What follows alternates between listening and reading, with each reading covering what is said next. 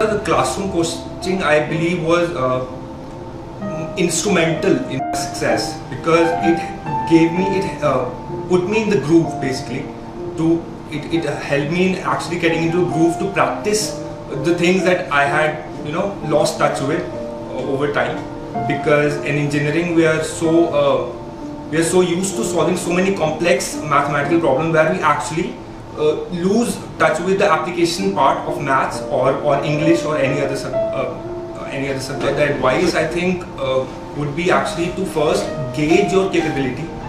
What is your current standing, as in at what level you are. Only then start preparing towards CAT. For some people, cracking CAT within 2 months is no big deal.